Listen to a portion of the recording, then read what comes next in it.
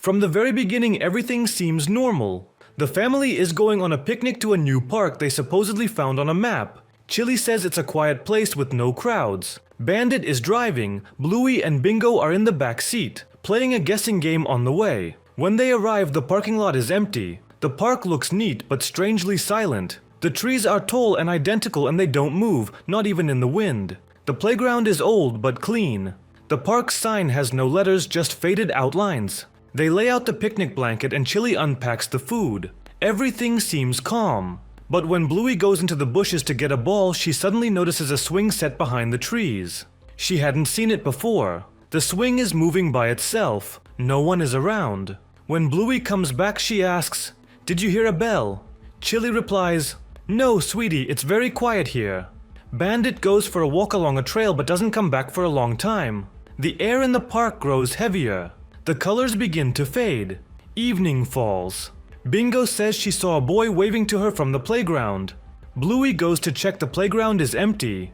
There are footprints in the sand, but they don't look like paw prints. The tracks lead into the woods. Bandit returns. He says nothing, just sits down and stares into the distance. His face is smudged like with ash. Chili places a paw on his shoulder. He doesn't react. It gets darker. Bluey walks toward the swings. No one is around, but as she approaches, she hears a child's laugh faint like an echo. She looks at the swing. On it lies her own hair clip, though it had been in her fur. When Bluey turns around, no one is there. Her family is gone. Lights blink on at the playground, though they weren't there during the day. The sandbox is empty, but inside is a drawing. It looks like Bingo's work. A house, a tree, and a dark, faceless figure drawn in black. Bluey walks into the forest. Everything looks the same. The trees repeat endlessly. She calls for Chili and Bandit, but only rustling answers. At one point, she sees a light between the trees. It's the playground again, exactly as it was at the start.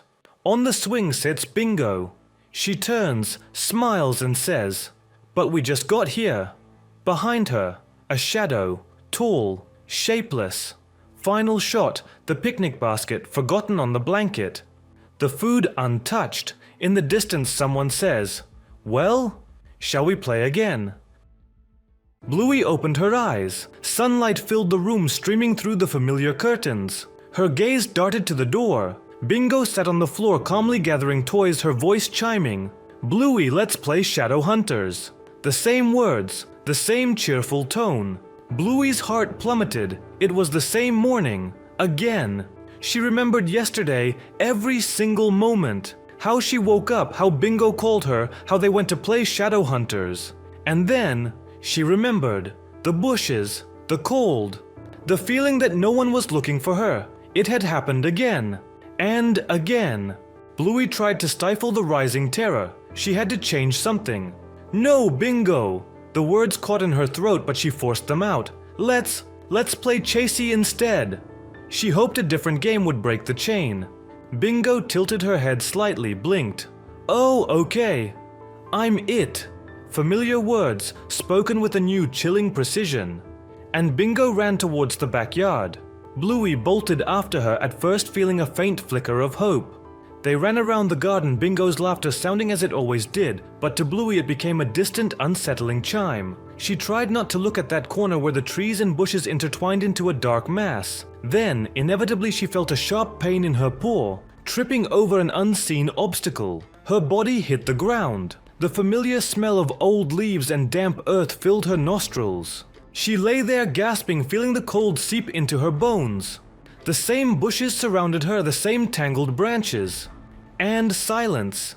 Bingo didn't call for her. No one called for her.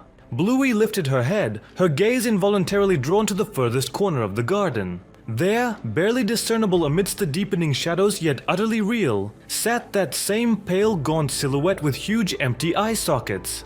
It simply watched. She lay there, feeling the icy chill penetrate her very core. She wasn't being searched for. No one was looking. Just like yesterday. Just like the day before. The loop tightened and Bluey understood she was trapped within it forever. It's a sunny day. Bluey and Bingo are playing treasure hunt in the backyard. Bingo trips over something. Beneath the fallen leaves they find a small wooden door. It looks old, covered in moss, as if it had never been there before. The door is slightly ajar. Beyond it, there's darkness. What's that? Bingo whispers. Bluey carefully pushes the door open. A narrow, dark passage is revealed, leading down stone steps. From below, a faint, mournful whisper drifts up. Hello, Bluey calls. A voice from below answers. It's a child's voice. It sounds as if it's calling for help, but the words are indistinct. Bluey looks at Bingo. There's someone down there. Bingo steps back. I'm scared. Bandit and Chili call them for lunch. We found a door. Bluey shouts. Bandit walks over. He looks at the spot where the door should be. A door. There's no door here, girls, just old leaves. He sweeps the leaves away. Nothing, just dirt. Bluey and Bingo exchange puzzled glances.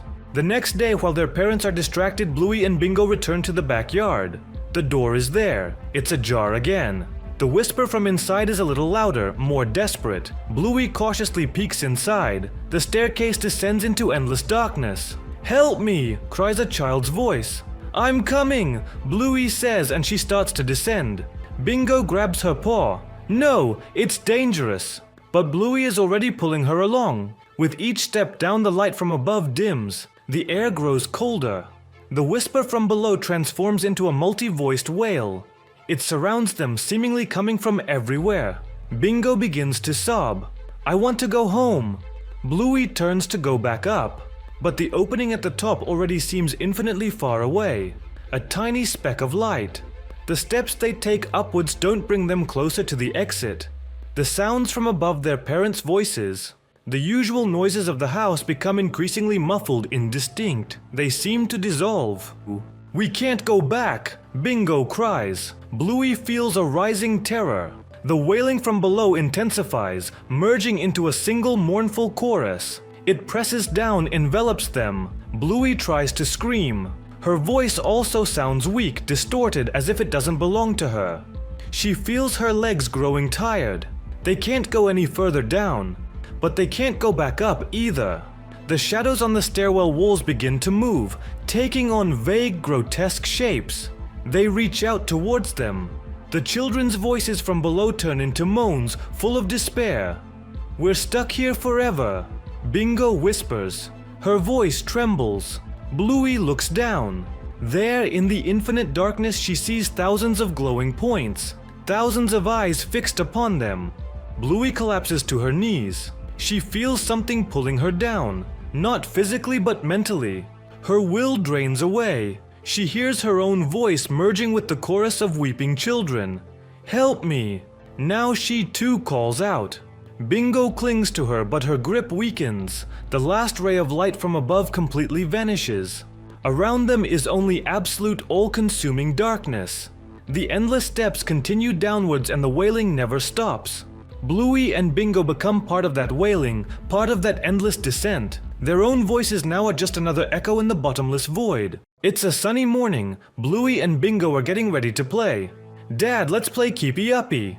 Bluey calls out. Bandit sits on the couch. He stares straight ahead. There's no smile on his face, no frown. He just stares.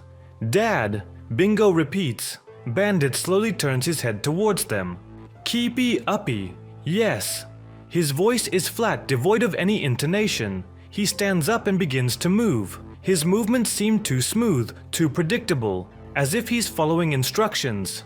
Chili enters the room carrying a plate of fruit. Breakfast is ready. She doesn't sing, as usual, doesn't joke. She just places the plate on the table. Her eyes are empty. Bluey and Bingo look at each other. Mom, did you forget our breakfast song? Bluey asks. Chili slowly blinks. Breakfast song? Oh yes, the breakfast song. She doesn't try to sing, doesn't remember, she just states it. The day continues. Bluey and Bingo try to play with their parents, but the games bring no joy. Bandit plays Burger Shop, but his reactions are programmed. He doesn't laugh when the food falls on the floor, doesn't make silly faces when it's yucky. Chili doesn't react to their antics. When Bingo accidentally spills juice, Chili simply takes a cloth and wipes it up. Without a reprimand, without a sigh of disappointment, without comfort. Just an action. Mom, aren't you cross? Bingo asks. Cross? Why? Chili replies. Her voice is devoid of emotion. It's unsettling. Bluey remembers how her parents used to be so lively, so real. Now they're like mannequins. In the evening before bed, Bluey tries to hug Dad. He stands there allowing himself to be hugged but doesn't hug back. His body is stiff, lifeless. "Dad, do you love me?" Bluey asks, feeling tears welling up in her eyes. Love. Yes. The answer is mechanical, without warmth. Bluey and Bingo lie in their beds. The silence in the house is oppressive. It's not just quiet, it's lifeless. From their parents' room, there's no usual mumbling or whispering, only complete emptiness. Bingo turns to Bluey. Her eyes are wide with fear. "Bluey, I feel it." "What?" Bluey whispers. "I don't want to play. I don't want to laugh. I don't want to do anything." Bingo's voice becomes flat like their parents'. Her eyes begin to dull. Bluey feels it too. A coldness spreading within, dulling all emotions. She tries to laugh, tries to feel joy, but her laughter sounds hollow and joy feels alien. She looks at her paws. They seem colorless. Morning. Bluey wakes up. The house is silent. Too silent. No one is singing, no one is calling out. She sees Bandit and Chili sitting at the table. They stare straight ahead. Their faces are calm, their eyes are empty. Bingo sits next to them. She also stares straight ahead. Her eyes are empty without any emotions. Bluey feels the last flicker of light inside her extinguish. She no longer feels fear, no longer feels sadness, feels nothing. She walks to the table and sits beside them. Her gaze becomes just as empty. The room is bathed in morning light, but nothing seems alive. Everyone simply exists.